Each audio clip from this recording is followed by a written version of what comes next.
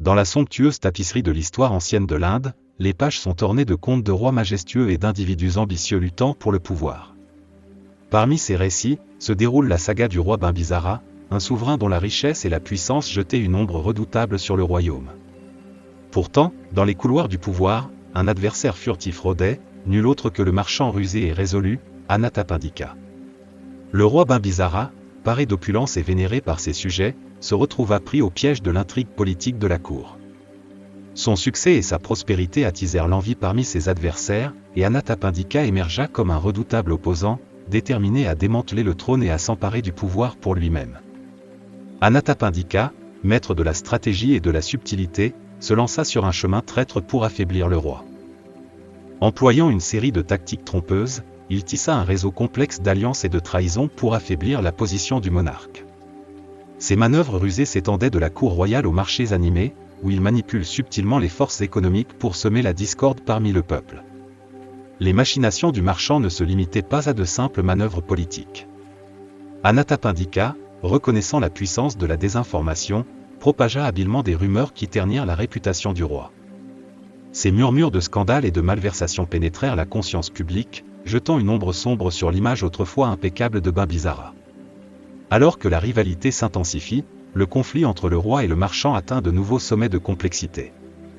Anathapindika, implacable dans sa quête de pouvoir, déploya des espions et des informateurs pour recueillir des renseignements sur les plans et les stratégies du roi. Sa capacité à exploiter les failles de la cour royale devint la marque de fabrique de son approche calculée. La lutte pour la suprématie se déroula non seulement dans la grandeur du palais, mais également dans les transactions quotidiennes de la vie. La puissance économique de Anathapindika lui permit d'influencer les routes commerciales et de manipuler les marchés, créant une instabilité économique qui saperait encore davantage le règne du roi. Le royaume autrefois florissant était désormais confronté à des dissensions internes et à des menaces externes, tout orchestrées par le marchand astucieux. Dans les annales de l'Inde ancienne, la rivalité entre Bimbisara et Anathapindika demeure comme un témoignage des dynamiques complexes du pouvoir et de l'ambition. Le choc entre ces titans, l'un drapé de splendeur royale et l'autre vêtu de ruse, résonne à travers les couloirs de l'histoire, laissant derrière lui un héritage d'intrigues politiques et de machinations stratégiques. Alors qu'Anathapindika se réunissait avec ses conseillers lors d'une réunion stratégique clandestine, l'atmosphère était tendue et l'ambition pesante. Rejetant les méthodes conventionnelles et évidentes proposées par certains, telles que l'embauche d'un assassin, la propagation de rumeurs ou la corruption de soldats, considérées par Anathapindika comme trop flagrantes et risquées, il cherchait une approche plus nuancée et subtile pour démanteler le règne du roi Bimbisara. En ce moment crucial, un vieil homme sage, imprégné de la sagesse des années passées, prit la parole devant l'Assemblée. Avec un ton mesuré et une attitude sage, il présenta une perspective alternative, élucidant l'art de détruire un ennemi à travers 4 voies nuancées, la destruction physique, la ternissure de réputation, la semence de discorde parmi les alliés et la conquête de l'esprit de l'ennemi. Le sage commença par expliquer les subtilités de la destruction physique, mettant en garde contre l'usage direct et évident de la force. Au lieu de cela, il prôna l'emploi de moyens secrets, des actions subtiles et précises qui érodent progressivement les fondations du pouvoir du roi, ne laissant aucune place à une riposte évidente. Passant à la réputation, le vieil homme souligna la fragilité de la position d'un souverain aux yeux du peuple.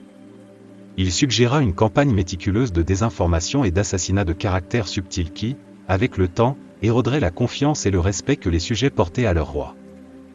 Le sage tourna ensuite son regard vers le délicat réseau d'alliances et de camaraderie au sein du cercle intérieur du roi. Il affirma que semer la discorde parmi les alliés pouvait être aussi puissant qu'un coup physique. Anathapindika fut encouragé à exploiter les failles existantes, à semer les graines de la méfiance et à observer comment l'unité autrefois solide des conseillers du roi s'effondrerait de l'intérieur. Finalement, le vieux sage se plongea dans le domaine de la guerre psychologique, soulignant l'importance de conquérir l'esprit de l'ennemi. Il développa le pouvoir de la manipulation subtile et l'art d'influencer les décisions du roi sans qu'il en soit conscient. En exploitant les vulnérabilités et en jouant sur les peurs et les désirs, Anathapindika pourrait faire basculer le cours de la lutte sans recourir à des confrontations évidentes. Intrigué par ces approches nuancées, Anathapindika se pencha en avant et demanda une élucidation plus détaillée de chaque stratégie. L'Assemblée, désormais captivée par la perspective d'employer ces méthodes subtiles mais puissantes, attendait avec impatience les autres éclairages du sage sur l'art de la manipulation stratégique. Le terrain était prêt pour un nouveau chapitre dans la saga en cours de l'intrigue politique et de la guerre clandestine. Avec une attention soutenue, Anathapindika absorbait la sagesse du vieil homme alors qu'il exposait les subtilités de chaque méthode. L'élimination physique, bien que directe, comportait des risques inhérents. Tenir sa réputation exigeait la finesse de la subtilité, tandis que semer la discorde demandait une manipulation habile des alliances. Cependant, le vieil homme accordait une importance toute particulière à l'art de conquérir l'esprit, une voie qui surpassait toutes les autres en puissance et en subtilité, impliquant des tactiques psychologiques complexes et de la manipulation. Reconnaissant la puissance de telles stratégies, Anathapindika, impressionné par les sages conseils, demanda l'aide du vieil homme.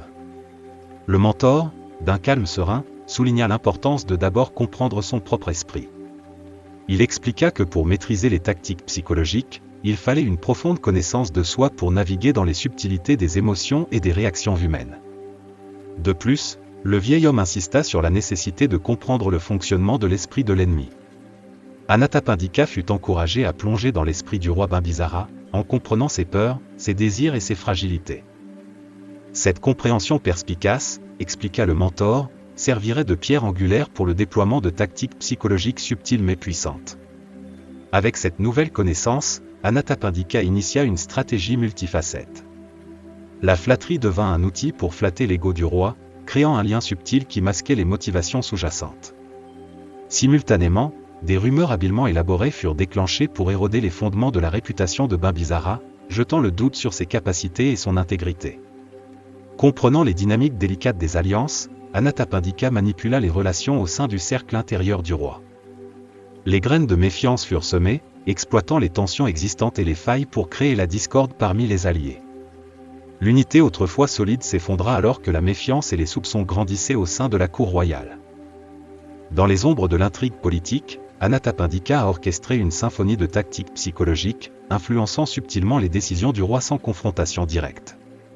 Le champ de bataille s'était déplacé des affrontements physiques au domaine complexe de l'esprit, où les manœuvres les plus subtiles avaient le potentiel de créer le plus grand impact. Alors que la stratégie polyvalente se déployait, le royaume observait un changement graduel mais palpable dans les dynamiques de pouvoir. Anathapindika, armé de la sagesse du vieil homme et de la finesse de la guerre psychologique, avançait son agenda avec une subtilité qui reflétait la danse délicate des ombres au crépuscule. Le terrain était prêt pour un affrontement des esprits, où l'art de la manipulation déterminerait le destin des rois. Malgré les triomphes initiaux de la stratégie polyvalente de Anathapindika, une soif insatiable de victoire totale persistait en lui. Pour atteindre la conquête ultime de l'esprit du roi Bimbisara, Anathapindika choisit une approche inattendue et audacieuse, la compassion. Dans une tournure surprenante, Anathapindika opta pour un chemin de vulnérabilité. Il avoua ouvertement ses péchés, reconnaissant les manigances et manipulations qui avaient alimenté sa quête de pouvoir. Avec un remords sincère, il implora le pardon, dévoilant ainsi la profondeur de sa contrition. Cette démonstration inattendue d'humilité était un risque calculé, une manœuvre visant à exploiter le sens de clémence et de magnanimité du roi. Le roi Bimbisara, initialement sceptique quant à la sincérité d'Anathapindika, se trouva face à une décision transcendant les sphères conventionnelles de la stratégie politique. La confession inattendue et la demande de pardon touchèrent la corde sensible de l'humanité du monarque, provoquant ainsi un moment d'introspection. Dédant un retournement de situation surprenant, le roi, ému par un sentiment de compassion, choisit d'accorder son pardon à Anathapindika.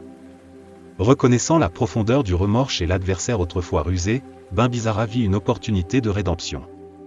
Plutôt que de punir Anathapindika, le roi décida d'en faire un conseiller de confiance. Anathapindika, désormais accordé d'une seconde chance, promit une loyauté indéfectible au roi. Les rôles s'inversèrent et l'ancien adversaire devint une partie intégrante de la cour royale. L'alliance inattendue entre Bimbisara et Anathapindika, forgée à travers la monnaie non conventionnelle de la compassion et du pardon, remodela le paysage politique du royaume. En tant que conseiller de confiance, Anathapindika utilisa sa nouvelle position non seulement pour servir fidèlement le roi, mais aussi pour influencer subtilement les décisions de l'intérieur. Le marchand autrefois trompeur avait trouvé un moyen de conquérir l'esprit du roi grâce à une démonstration stratégique de vulnérabilité et un appel inattendu à l'humanité du monarque. Le récit de l'approche inattendue d'Anathapindika pour la conquête résonnait à travers les couloirs du pouvoir, devenant une parabole dans les annales de l'Inde ancienne, un rappel que même dans le monde impitoyable de la politique, la compassion et le pardon pouvaient être utilisés comme des outils puissants pour la transformation et l'influence. Dans le contexte d'une collaboration étroite avec le roi Bimbisara, Anathapindika subit une transformation profonde, transcendant les limites étroites de sa précédente quête de pouvoir et de richesse. Alors qu'il prenait intimement connaissance des fardeaux de la gouvernance et des réalités de la vie de ses sujets, une nouvelle empathie naquit en lui, et il commença à ressentir une profonde compassion pour la souffrance du peuple. Cette épiphanie, provoquée par la sagesse du roi et les réalités cruelles de la vie de ses sujets, a conduit Anathapindika à remettre en question le vide de ses ambitions passées. L'attrait de la richesse matérielle et de la domination politique perdait de son éclat face aux besoins pressants et aux luttes du peuple commun. Dans ce moment d'illumination, Anathapindika a reconnu la vacuité de ses désirs antérieurs et a décidé de rediriger son objectif vers un chemin plus noble et altruiste. Inspiré par les enseignements profonds de Gautama Bouddha, qui avait également trouvé une place vénérée à la cour du roi Bimbisara, Anathapindika a embrassé une nouvelle mission. Il est devenu un bienfaiteur bienveillant, se consacrant à soulager la détresse des pauvres et des marginalisés, abandonnant sa vie de commerçant rusé et de stratège politique. La richesse d'Anathapindika, autrefois accumulée dans le but de rechercher le pouvoir personnel, devint maintenant un moyen d'aider ceux dans le besoin. Il lança des projets caritatifs, fournissant de la nourriture, un abri et des soins de santé aux moins fortunés. Sa transformation, d'un manipulateur rusé à un philanthrope compatissant, résonna à travers le royaume, lui valant l'admiration du peuple commun ainsi que de la noblesse. En suivant les enseignements de Gautama Bouddha, Anathapindika chercha non seulement à soulager la souffrance immédiate du peuple, mais il entreprit aussi un voyage spirituel. Il embrassa les principes de compassion, de pleine conscience et de désintéressement, trouvant réconfort et but dans une vie dédiée au bien-être des autres. L'ancien marchand ambitieux avait non seulement conquis l'esprit du roi, mais avait également vaincu les démons intérieurs qui le poussaient à rechercher le pouvoir pour lui-même. La transformation d'Anathapindika, d'un intrigant rusé à un bienfaiteur compatissant, est devenue un phare d'inspiration dans le royaume, témoignant du pouvoir transformateur de la sagesse, de l'empathie et de la poursuite d'une mission plus grande que soi. Dans son parcours de transformation, Anathapindika a découvert une vérité profonde: la véritable victoire ne découle pas de la force physique ou de l'amassement de richesses matérielles, mais plutôt de la culture de la paix intérieure, de la sagesse et de la compassion. Cette prise de conscience était profondément ancrée dans les enseignements de Gautama Bouddha, que Anathapindika a pleinement embrassé. La sagesse de Bouddha a illuminé le chemin vers un triomphe authentique, en mettant l'accent sur le fait que les plus grands adversaires résident en soi-même, l'ignorance, la cupidité et la haine. Anathapindika comprit que vaincre ses ennemis intérieurs était la clé pour atteindre un état de bonheur et d'épanouissement véritable. La poursuite de la richesse matérielle et du pouvoir politique, autrefois moteur des ambitions d'Anathapindika, semblait désormais futile en comparaison du profond voyage vers la découverte de soi et l'harmonie intérieure. En alignant ses actions sur les principes de la pleine conscience, de la compassion et de la sagesse, Anathapindika a non seulement remporté la victoire sur ses propres démons intérieurs, mais est également devenu un phare d'inspiration pour ceux cherchant une existence plus significative. La réalisation que le vrai triomphe vient de la transformation intérieure a marqué un changement de paradigme dans la vie d'Anathapindika. N'étant plus motivé par les marqueurs externes de la réussite, il a découvert une source de satisfaction plus profonde et durable dans la poursuite des vertus intérieures.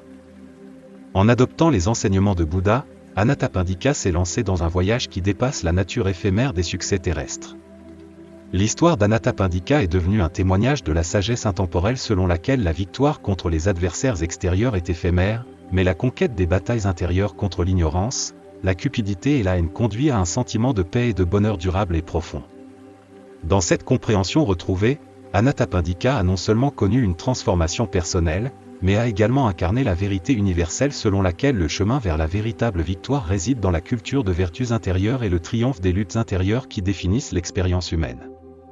Le récit d'Anathapindika sert de témoignage poignant du pouvoir transformateur inhérent aux actes de gentillesse et de pardon. À travers son parcours, l'histoire illustre que même ceux enfermés dans une amertume peuvent forger des liens d'amitié grâce à la pratique profonde de la compassion.